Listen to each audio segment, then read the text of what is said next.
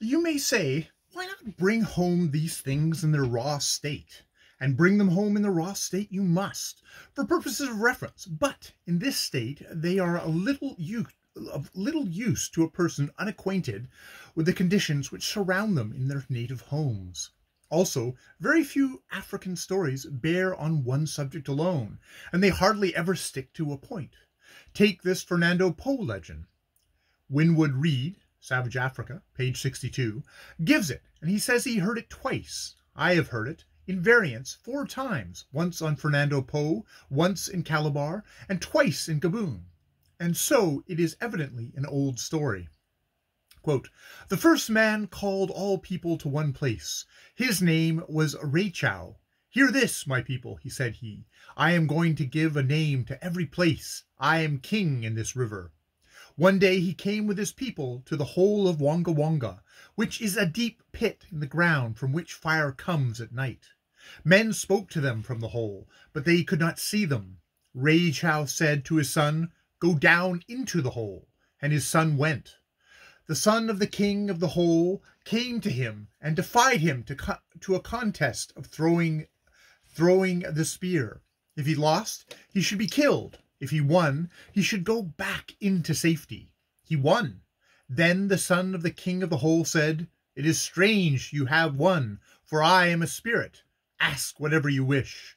And the king's son asked for a remedy for every disease he could remember, and the spirit gave him the medicines.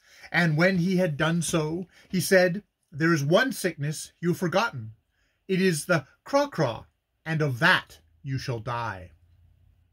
A tribe named Nadiv was then strong, but now none remain. Winwood Reade says 4 remain. They gave Rachel's son a canoe and 40 men to take him back to his father's town. And when he saw his father, he did not speak. His father said, my son, if you are hungry, eat. He did not answer. And his father said, do you wish me to kill a goat?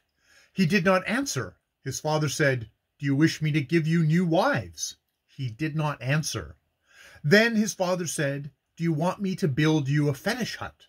Then he answered, yes. And the hut was built, and the medicines he had brought back from the hole were put into it. Now, said the son of King Rachel, I go to make Moon Ada enter the Orongo, Gaboon. So he went and dug a canal, and when this was finished, all his men were dead. Then he said, I will go and kill river horse in the Bonito.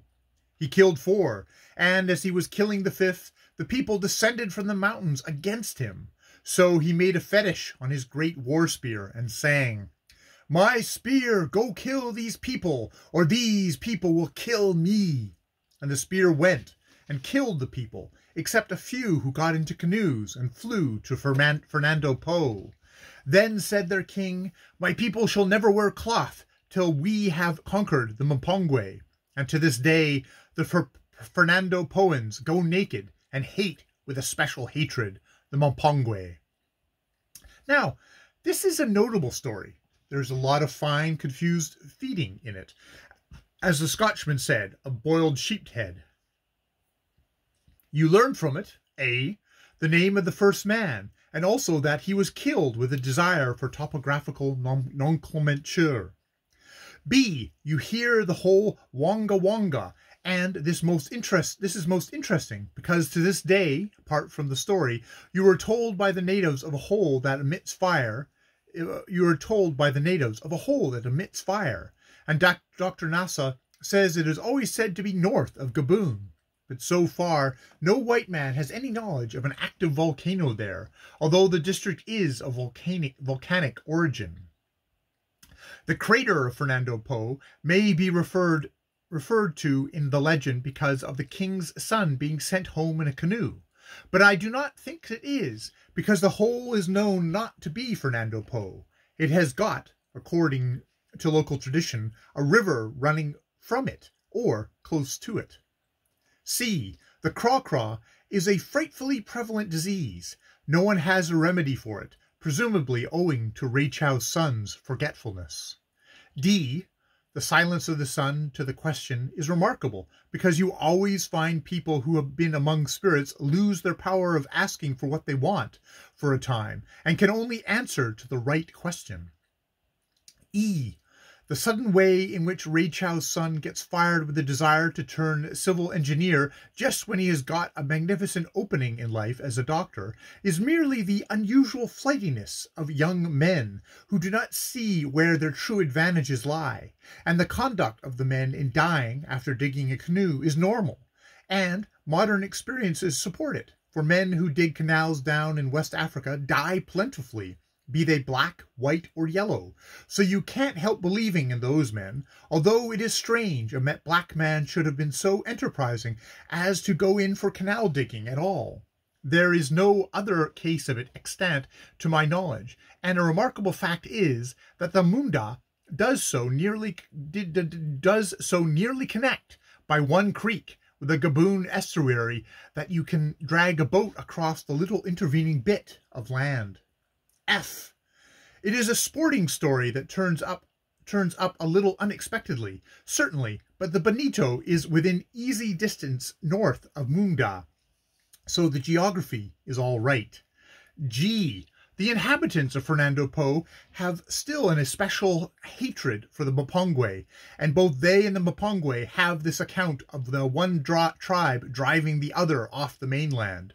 Then the Boobies, as the inhabitants on Fernando Po are called, from a confusion arising in the minds of a sailor calling at Fernando Po between their stupidity and the word babi equals stranger, which they use as a word of greeting. These Boobies are undoubtedly a very early African race.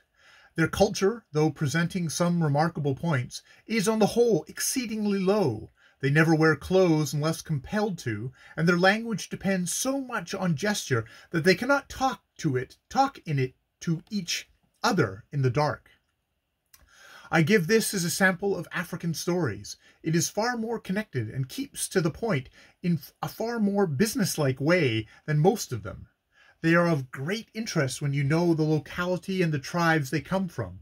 But I'm sure if you were to bring home a heap of stories like this and empty them over any distinguished ethnologist's head without ticketing them with the culture of the tribe they belong to, the conditions it lives under, and so forth, you would stun him with the seeming intercontradiction of some and the utter pointlessness of the rest. And he would give up ethnology and hurriedly devote his remaining years to the attempt to collect 1,000,000 postage stamps so as to do something definite before he died. Remember, you must always have your original material carefully noted down at the time of occurrence with you, so that you may say in answer to his "why," because of this, and this, and this.